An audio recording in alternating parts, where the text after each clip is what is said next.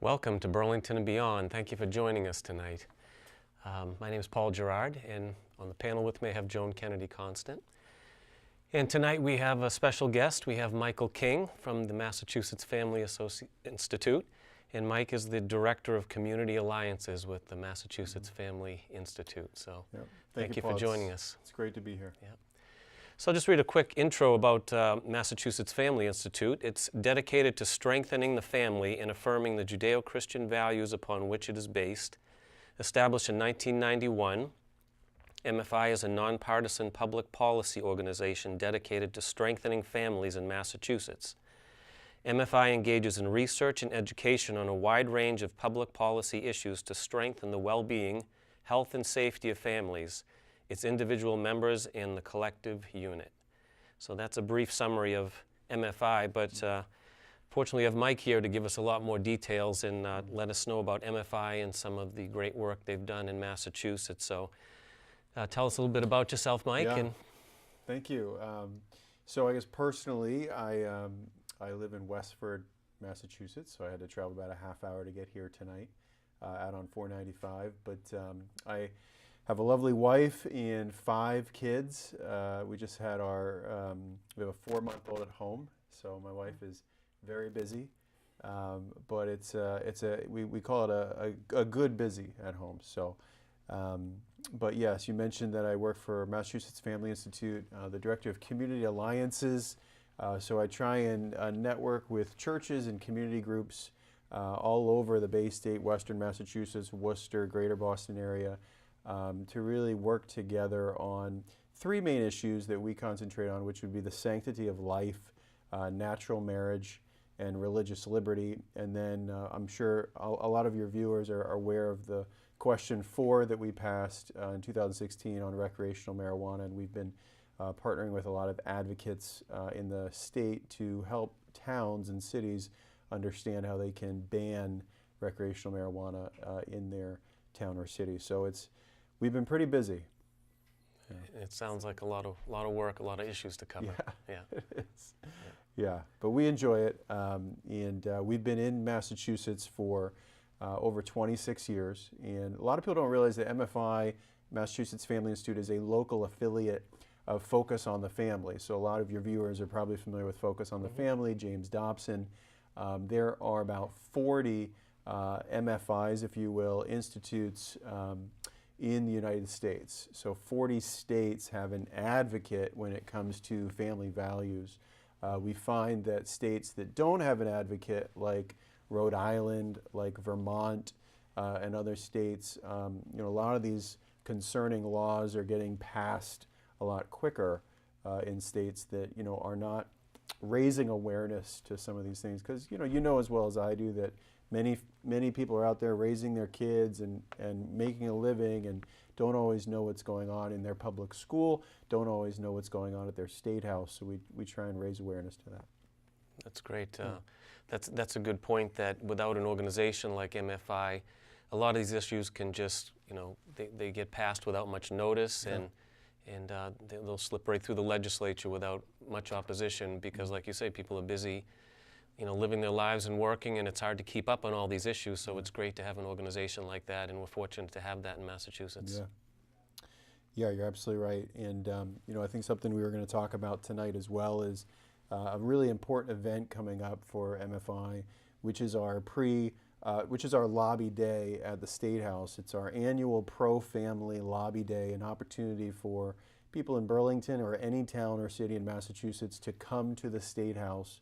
And we will have a brief training for people, and then they will have the opportunity to go and speak face-to-face to their legislator, their state representative, or their state senator in regard to a lot of the issues that I'm sure we'll touch on tonight, including physician-assisted suicide, recreational marijuana, the counseling ban, the sex ed mandate, the upcoming repeal campaign to repeal what's been known as the transgender bathroom law.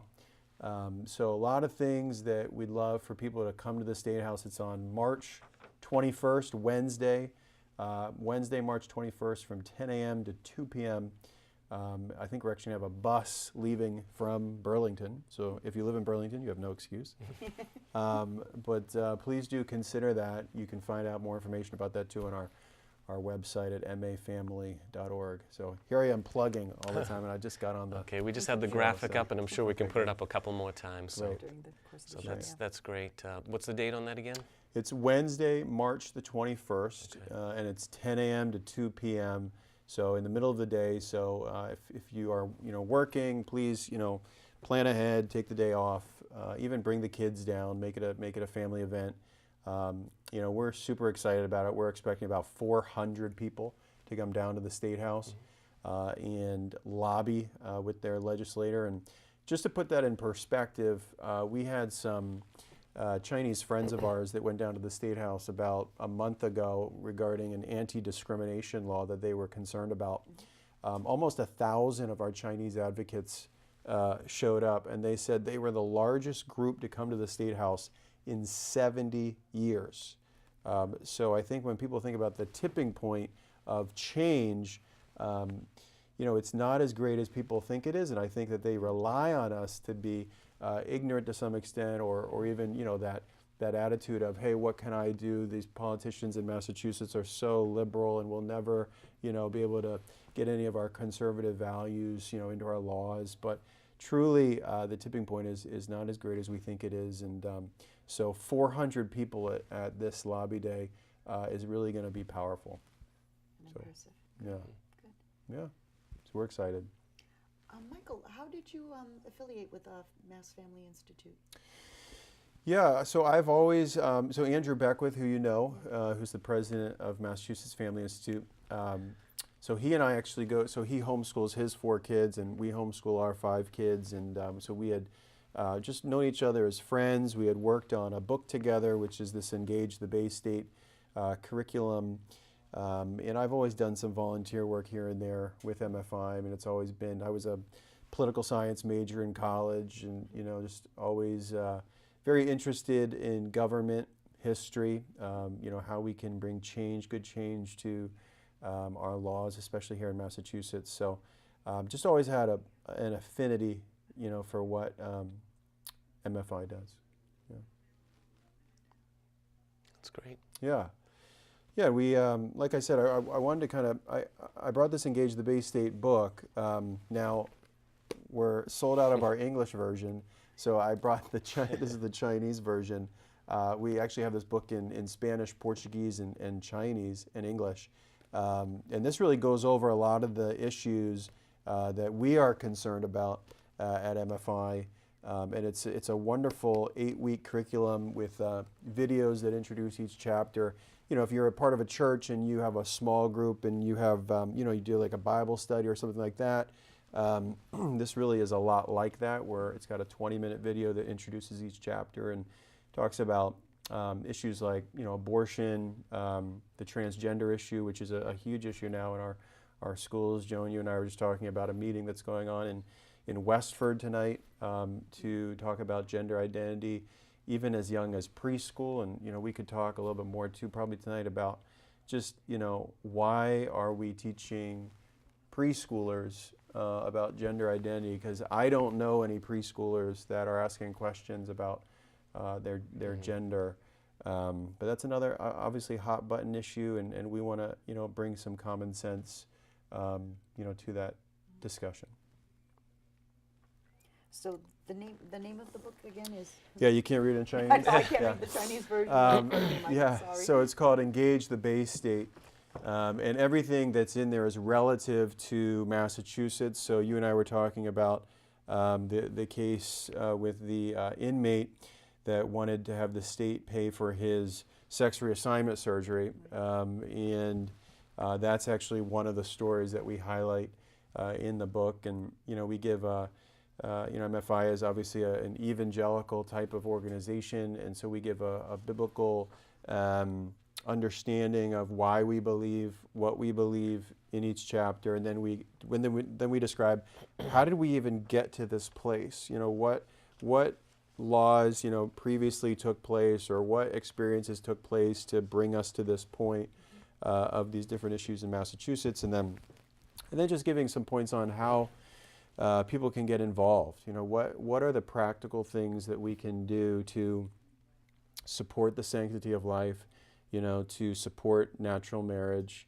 and to really stick up for our religious liberties, and then to keep ourselves from being polluted by things like recreational marijuana. You know, Andrew and I joke that, you know, we go into churches and we talk about sex, drugs, and not rock and roll, but I was part of a band, so, and Paul plays too, so if Paul came with me, I think we could do the rock and roll piece as well. So. Like the issues that you usually don't talk about are the ones you have to talk about. Yeah. Now, right? Today we have to talk about them because our kids, I mean, our schools are ground zero for, you know, every single topic that we talk about is being talked about in our schools. And sometimes I feel like we just kind of, you know, I make this analogy that there's this ideological war going on, right? And there's these kind of ideological bombs that are being, you know, thrown in our schools. And I think a lot of times, you know, as parents sometimes or whatever, we just kind of meander through, but we don't realize that the minds of our kids, to a large extent, are at stake. And we need to take a very proactive role, you know, to protect their minds, you know, especially when it comes to all these things that they're being exposed to in our public school system especially. And when did that really change? I mean, you know, it wasn't like this 30, 40 years ago. You know, what was the point at which things started really accelerating with all this agenda? Yeah, that's a good question. I mean, obviously, you know, I think what comes to probably all three of our minds is, you know, when they started to take prayer out of schools, and I think that was even a conversation that was coming up with, you know, this whole thing that happened in Parkland, or all these horrible incidents that are happening in our public schools with gun violence, and so I mean, obviously, I would point to, look, if you're gonna, the crazy thing is that people blame God when bad things happen, but look, we're the ones that took God out of the schools, right? And so, who are we to say, how dare you, God, for allowing this to happen? You know, there's a little bit of a disconnect there, but you know, even in the past 5 years, we've seen this. Even this transgender agenda has just become exponentially more vivid and more talked about.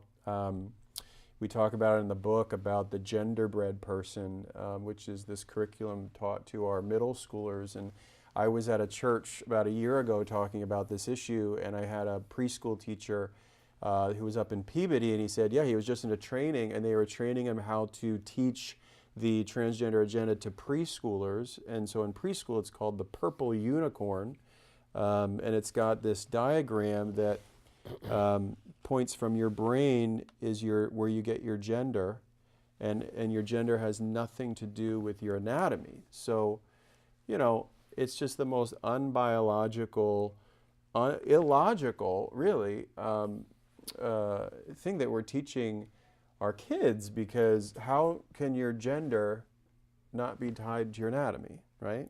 Right. Right. You know, even when we talk about the inmate, too. Even in the context, if someone says that the gender is tied to the anatomy, even if someone says they think their gender is something other than what they physically present at, they're rebelling against their anatomy. So the base is always the anatomy. Right. You're starting with the anatomy. Right. For a parent in the community that, you know, works outside the home and doesn't homeschool their children, how would they get involved in perhaps finding out what the curriculum is? Because it was only this like casual conversation that you had with someone who happened to be an elementary school or a preschool teacher that you found out about the purple unicorn story. Right. That, you know, the issue is as to how people are taught about, how children are taught in the preschool level about gender and transgenderism as a preschool concept was the purple unicorn. So how would the average parent find out about that? Yeah. How do you become knowledgeable about this? I think that you have to obviously be vigilant and be proactive and go to your guidance counselor or go to your principal, you know, go physically down to the school and ask for the curriculum. And one of the things that we do when we go and we talk at churches is we take the curriculum with us, because we've ordered curriculums, and you know, it's not surprising that the curriculum that is in our public schools, the sex ed curriculum that we're talking about, is developed by Planned Parenthood, right? So that's something that parents should know right off the bat. But as you flip through the pages, I mean, I should have brought it tonight, but there's a 7th grade curriculum that has this Excel spreadsheet of how to protect yourself in, sexual intercourse protection. And so, the schools will say, oh, yes, we teach abstinence, and they do. It's the first line item on the Excel spreadsheet.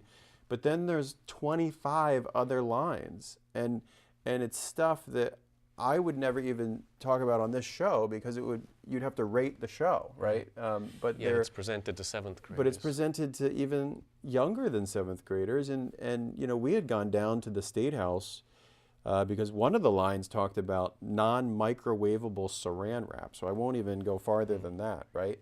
And we even had a hard time going to CVS and finding non-microwavable saran wrap.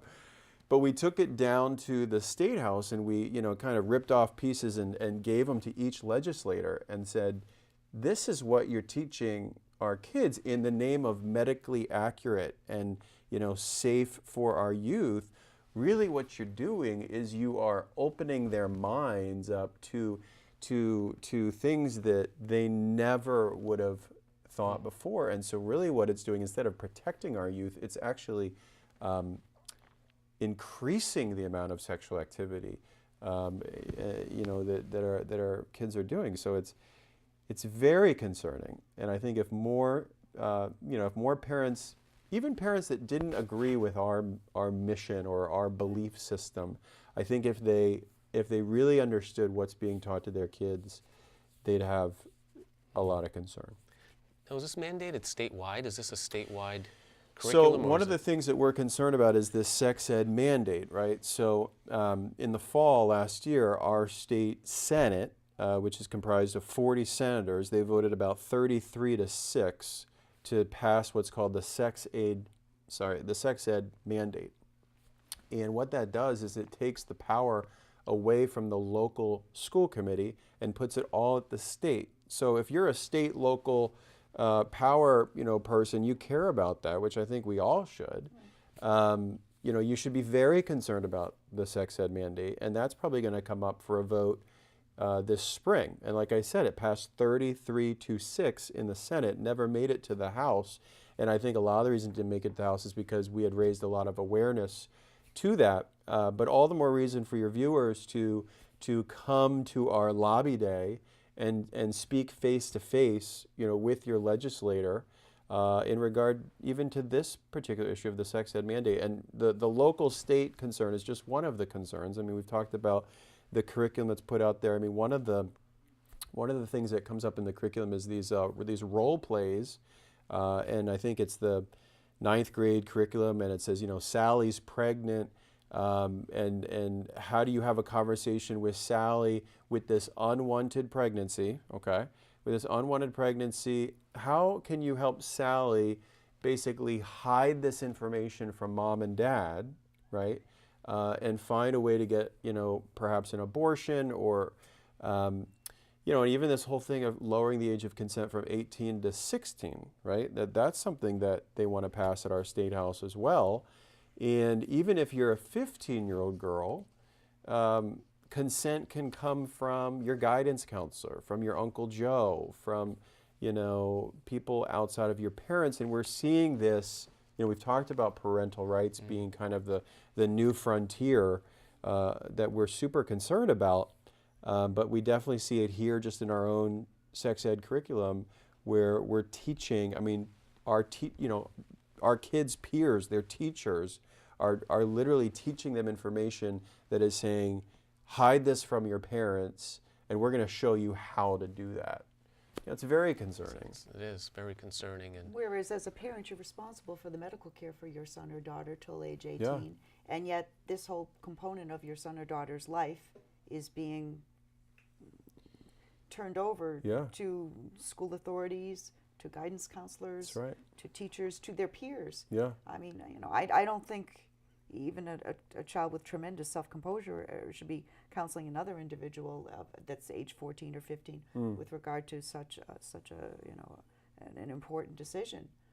You would like to think, and there's other ways around this. I'm not going to talk about the legal method for someone who feels like they can't speak to a parent about a pregnancy or something like that. But this, even going back to the Excel spreadsheet, if abstaining is one category and then there's 25 other, it sounds almost like an a la carte menu, and that's what kind of frightens me. Yeah. It seems to put more ideas into people's heads, young people's heads, than necessarily need to be there. And so just thinking about it, as a parent, I think one of the things that would be better for a parent to do is to find out what the curriculum is and also what the reading list is. And then if you're concerned as a parent, I guess you would take it to your PTO and then also to the principal and the assistant principals. Yeah. And maybe see if you can get some rally from other parents that are concerned about the same matters, because no matter what your faith base is in your family, Judeo-Christian, Hindu, whatever your faith base, you may care about what's being taught to your son or daughter that may contradict what your family's faith is. And I think that's... Right, or just the simple eroding of parental rights. Yeah. Right. That's, you just see that continually, and it's progressing where, like you say, things are being hidden from parents. And you also see where just a few parents can really make a difference when somebody really steps in, whether it's the principal or the school committee or whatever. They can really make a difference when you get involved. Yeah, a lot of our schools are passing what's been called the transgender school policies, right? And there's actually 4 different things about these policies that we are very concerned about. And at the top of that list of 4 is parental rights. And so if you look at the policy, it actually says, and I'm not kidding, you can read the policy for yourself. If you want a copy of the policy, you can get in touch with us at Mass Family and we'll send it to you. But it says there that if a child is transitioning at school, their gender, and the staff knows the parents of the child and subjectively decides that the parent it's this term called highly rejecting parents, right? So if the staff makes that subjective decision and says you're a highly rejecting parent, then the school policy says don't tell the parent. Don't tell can you believe it, right?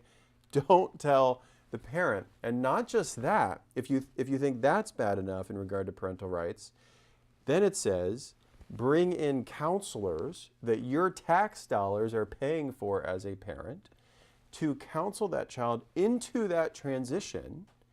And again, don't tell the parent, because our ideology as the school staff is morally superior to the parent, and the parent is a liability to the child. And you're going to make that whole subjective decision when most likely you don't know the parent, right? You might just have this one part of your life that you disagree on, right? But that's we talked about the Ohio case, right? Where just in the news this past couple weeks, literally a girl has been pulled out of her home because she wants to identify, she wants to identify as a male, or it could be the other way around, but that the parents don't agree with the transition and the grandparents are kind of okay with it, they're tolerant of it. But now the thing is in court because the DCF of Ohio, wants to pull this child out of this abusive home. Now, when did it become abusive that you and I think that your anatomy determines your gender? Is that abusive? I know this is a hot topic issue, and I'm not meaning to make light of it, because there are kids that are suffering. Like, totally, I get that part of it, but we need to define what it actually is so that our kids can get appropriate help. Because I care, I know we all care that, look, kids that identify as transgender are 20% more likely to take their own lives. And it's very concerning. And that's why we would say, look, we want to diagnose this in a healthy way that's really going to lead that kid to become comfortable in their own skin. Because statistically, and you're not going to hear this in mainstream media, but statistically, kids that identify as transgender, 75 to 90% of them go back into a heterosexual lifestyle by the time they turn 19 or 20. So, eventually it catches up with them, right? This is my concern for any of us. We all have, I think. You may too, I'm not sure. But if you've raised a child through their adolescence, it's a time of turmoil for your average son or daughter. And obviously, there's a wrinkle in there if someone does truly feel that they're in the wrong gender and the wrong body. My concern is that if outside forces besides the parents are coming in and assisting that child in their moment of confusion to pick a gender that they think that they align more with, and then the cross-gender hormones are given to that child, they are now locked into that new gender, like it or not. And adolescence is a difficult enough time. I think decisions as to what your final anatomical state will be and your final gender should be something that's done at age 18, at 19. And this is the conundrum too, because if the current mental health dynamic here for adolescents is that the adolescent brain is not fully developed until age 25. And that's being used in certain circumstances to talk about the criminal responsibility of certain individuals. And also, this is why also, actually medical care is extended to age 26. This was part of the extension of medical care for children till age 26. So if the adolescent brain, to our understanding currently, from a mental health perspective, is not fully formed till age 25, why would you let someone permanently alter and their body into a certain gender in perhaps what might be a phase of confusion? Because adolescence, it's a time of turmoil. Your body is changing very rapidly in terms of hormones. For anyone, that's a challenge. But to lock into an opposite gender with cross-gender hormones and perhaps surgical intervention as well, it's horrifying. If I thought I would Napoleon Bonaparte, would you cut off my arm? No. And gender dysphoria is ultimately it's body dysphoria. There's a lady, you might have heard of her, Dr. Cretella. She's been on the news. She's a pediatrician out of Rhode Island, and she has a lot of really great medical information to share on this topic. But one of the things she shares, which I think is just such a great example, is she does a lot of counseling to young kids that are dealing with gender identity issues. And she said that she had this 5-year-old boy that wanted to identify as a girl. And so she just did a little bit more research in what's going on at home with this particular boy, and to find out that he has a 3-year-old sister who has special needs. And mom and dad were putting all this attention on the 3-year-old girl, which you would expect because she has special needs. And then you know where this is going, right? 5-year-old boy thinks mom and dad like girls more than boys. And so he then thinks, oh, well, then I just need to transition into a girl. And so Dr. Cretella says, and so she just said, I counseled this boy just to understand that, hey, she has more needs than you do at this time in your life. And that's completely fine. And he came to understand that. And then he became comfortable in his own skin. And I think when we hear stories like that, instead of what we hear in the media is, examples of parents that are like, you can decide whatever you want to be, child, and whenever you decide that, let us know. And I mean, goodness, there's a high school assignment that I don't have a slide for, but at the top of it, it's actually given to our high school students all across Massachusetts. And it basically says at the top that your gender identity is not set in stone. In fact, it can change day to day. Mark how you feel today, but don't feel limited, because tomorrow you can pick something different, right? This whole a la carte when it comes to your gender. Now, this is an assignment, and it gets at this whole point of, is this an agenda, or is this an anti-bully tolerance campaign? Clearly, it's an agenda that's actually making kids that never question their gender to now question. And then there's 5 spectrums on this particular assignment. And the top one is male or female is a spectrum. And then it says, what did the doctor assign you at birth? Okay? So not what your anatomy, what you were anatomically, but what the doctor thought, okay? And then one of the spectrums is, how does the world see you? And I always have the example of, and it's masculine, feminine, and you're somewhere on this spectrum, right? And so I always bring up the example of when I was 12, going through puberty, entering into adolescence, I sang in the choir and my voice hadn't changed. I was still in the upper registers, right? And so I was the only boy, maybe one other boy in me, in the soprano section, So how did the world see me? Probably as feminine. And this is the dangerous part, because I don't have any control over how the world sees me, right? So if I were to look at that spectrum and say, you know what, I'm not fully masculine there, maybe I'm more feminine.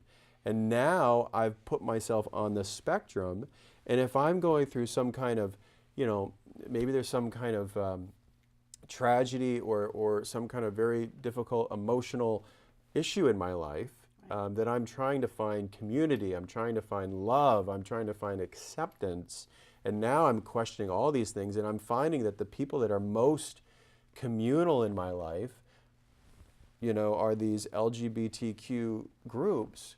Well, now I'm joining that group, not because I agree with the ideology, I'm joining that group because I find love in that group. And it's great that the kid finds love and community, but just not in a lifestyle that medically does not have a good ending in many situations. So, there's so much from the other side that needs to be a part of this conversation. And, I hope that even things like tonight is a step in the right direction to do that. So parents need to be involved and educated on what their kids are learning in the schools, and make sure they communicate with their children, and just to keep an eye on what they're being taught. Yeah. Looking at some of the other topics, let's see if that's so much. Actually, physician's assistant suicide. Yeah. So back in 2012, I'm sure you remember that we narrowly defeated this on the ballot by 2 points. I think it was 49-51. And I think a lot of the reason we defeated it was because the Catholic Church in particular really got behind it, and was a big proponent to oppose it.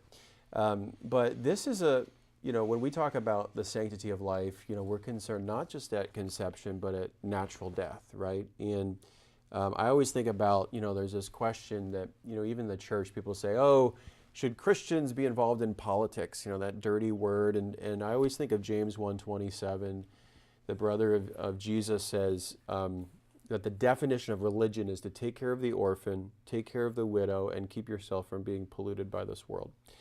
And look, if you're a Christian, if you're not a Christian, if you believe in the Bible, you don't believe in the Bible, I think we can all agree that taking care of orphans and taking care of widows is a good thing. And why I raise that is because widows are typically the elderly in our society. And we definitely have a duty to protect them. And we have great advances in palliative care. We have great advances in hospice care. Why in the world do we need to pass a law that legalizes suicide and basically legalizes the same exact pills that you would be given on death row? And the other side calls this, they call this death. They call it compassion, right? They call it compassion. They call it death with dignity, right?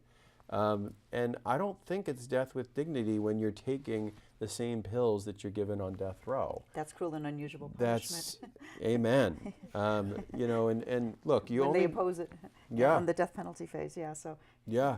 That's what they call hypocritical. That's right. Yeah. Yeah. Yeah. And you only need to look to Europe to really see a foreshadowing of what can come, right? So in the book... countries. Yeah, exactly. So in the book we talk about Belgium.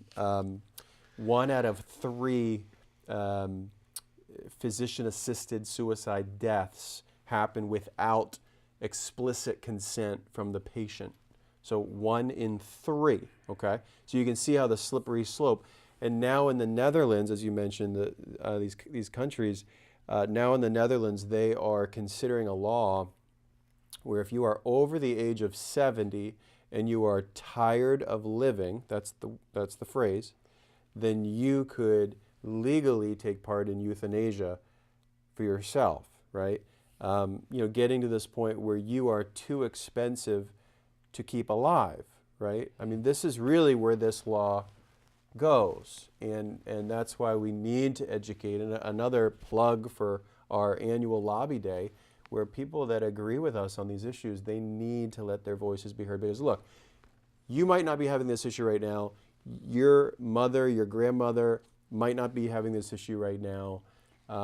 But maybe your neighbor, 5 years from now, or 10 maybe years 5 from years now, from now. you can kind of see this coming over the horizon. That's right. Have you reached out to other organizations like the Roman Catholic Church with regard to physicians-assisted suicide? Because Yeah. they probably would join you on the lobby day then. They would. I think that to a large extent, the Catholic Church has taken a sideline view on a lot of the issues that we're talking about tonight. But I think on the physician-assisted suicide, I think you're right. They would lock arms with you. I think they would lock arms. Yes, they would.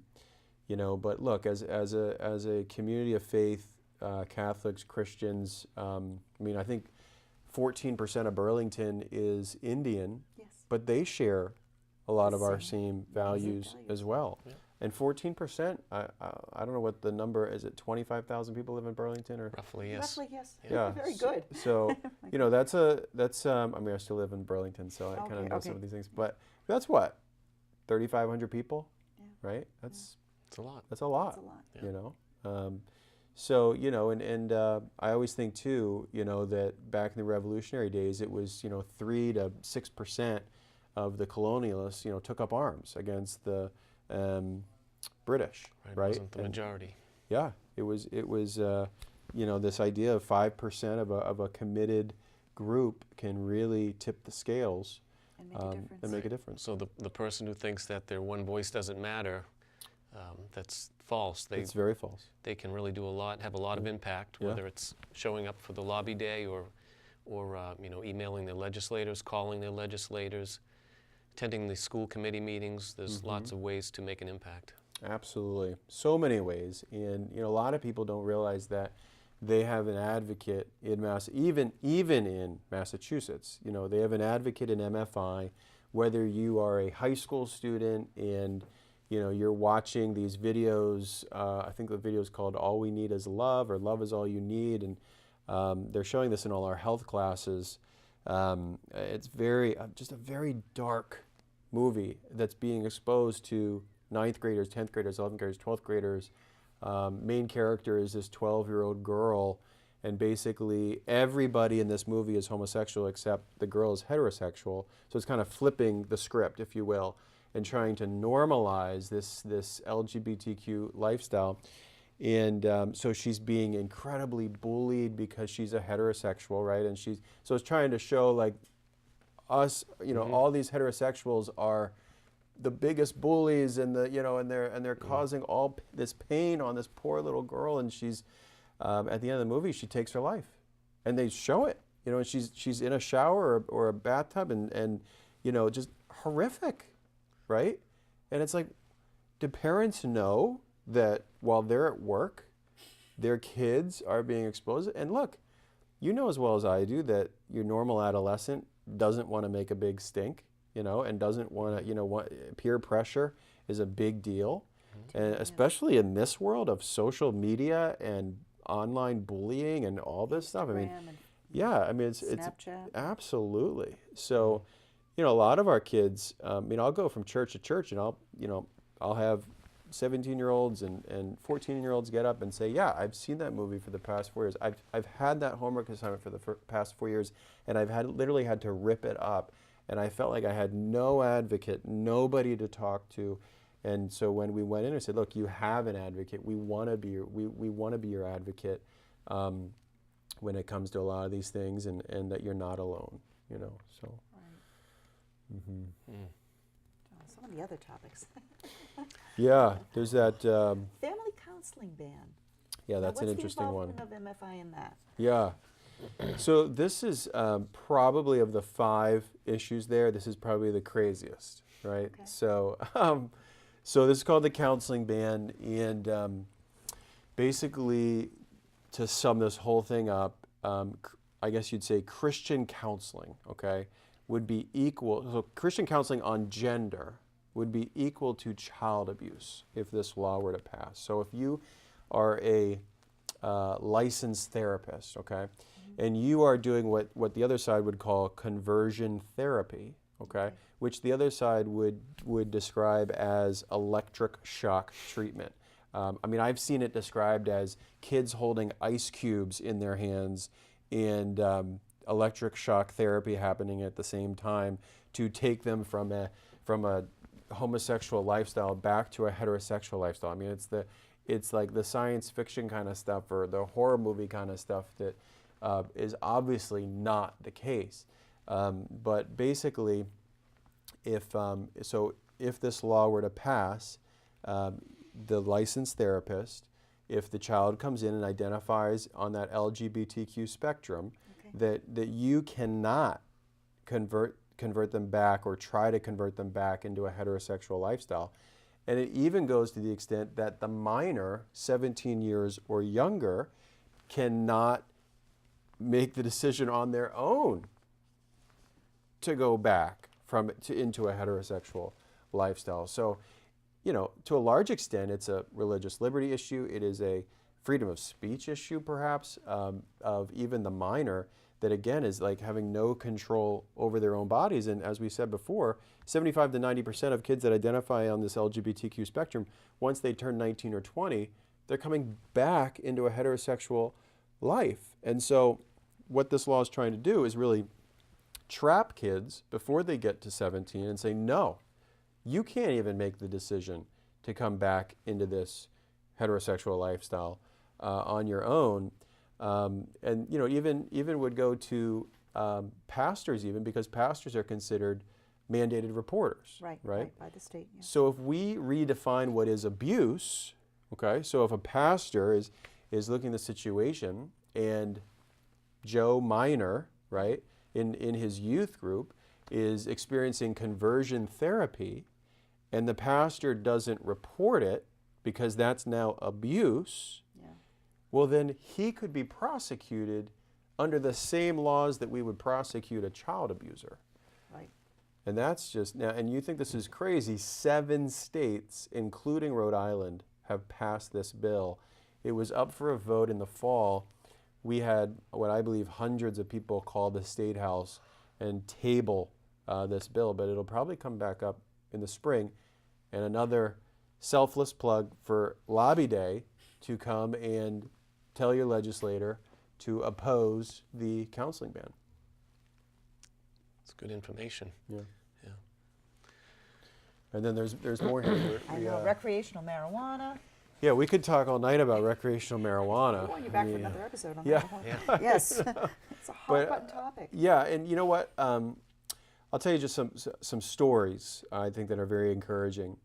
So Acton is just down the street from me. In 1,200 people came out to the city hall, town hall meeting. 1,200. Wow. When they were voting to have a moratorium and also to let the people vote, to have a town ballot, to vote to ban, so to pass like a zoning bylaw, general bylaw, and to have a town ballot to ban the sale, the testing, all the different ways that you can commercialize recreational marijuana. Right. And 1,000 of those 1,200 voted to pass the moratorium. And also 76% of them voted to let the people vote to ban recreational marijuana. So very encouraging. We're finding that there's a lot of buyer's remorse. There's 351 towns and cities in Massachusetts. 91 of those 351 voted against recreational marijuana when it was question 4 on the ballot. Mm-hmm. Right. And we're finding that of those 91 towns and cities that actually take a local vote, it's almost always 80-20 to ban, when many times in 2016 it was somewhere in that 55 to 45. Right. But people thought that they were voting for medical marijuana. They thought, it was more of a compassionate vote. Right. And they had no idea that they were letting in the next big tobacco, which is now big marijuana, into our state. Well, that goes to one of the biggest things is how people are just not informed, and if people, it's a tragedy, but we need to get people informed on these issues because, as you say, when people are fully informed on an issue, Right. The outcome is a lot better on things. Yeah, the city of Lawrence was the first city to ban recreational marijuana in Massachusetts, Wow. and MFI took a real leadership role in that particular situation. We partnered with 30 Hispanic churches in Lawrence, and I think it was July 17th or 18th of 2017. About 200 of these wonderful Hispanic friends of ours went to the city council. And city council started at 7 o'clock. You had your chance to give testimony. There were probably 15 pro-pot activists that had no idea that church people were showing up that night. And one of them even said to the city council, "Do you understand that these are people from church? And what do they know?"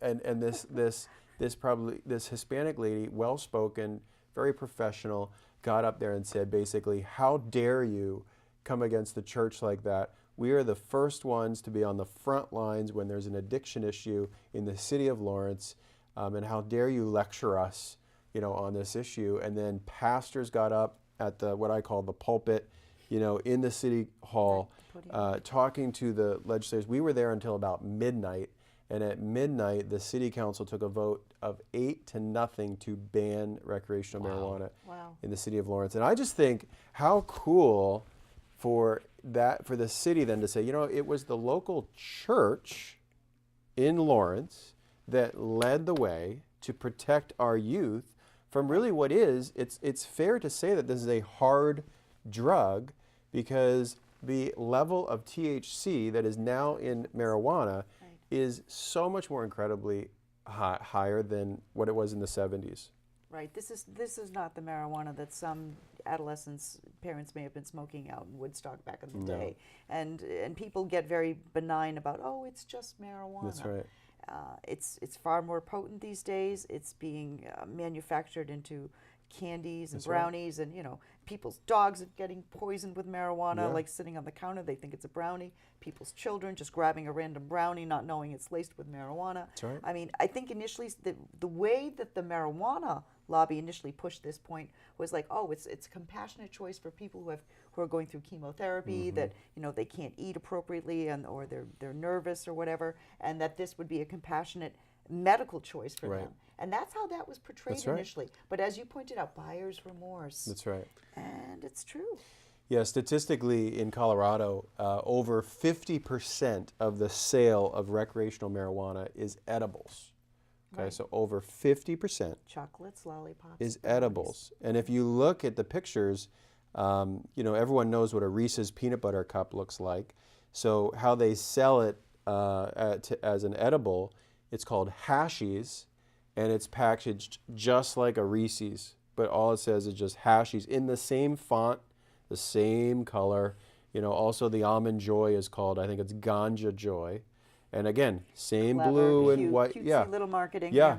And then also these USB vapes. So so the minimum age is 21. Well, why are we selling USB vapes that kids can take with them to school? Right. And everyone's going to think they're just a USB that they plug into their computer, but really in there is the marijuana that they can smoke during the day. So look, when did people get addicted to cigarettes? When they were 13, 14, 15, exactly. 16, 17, yeah. And all the They're statistics adolescents. are saying that's when people are getting addicted to marijuana. Right. It's very concerning. I mean, the number one issue in the public school system in Colorado is pot, right? It's not failing grades, it's not bullying, it's not like the normal thing, it's not gun violence, it's not, these different things. It's pot, right? Because the students are high. Yeah. What are they learning when they're high?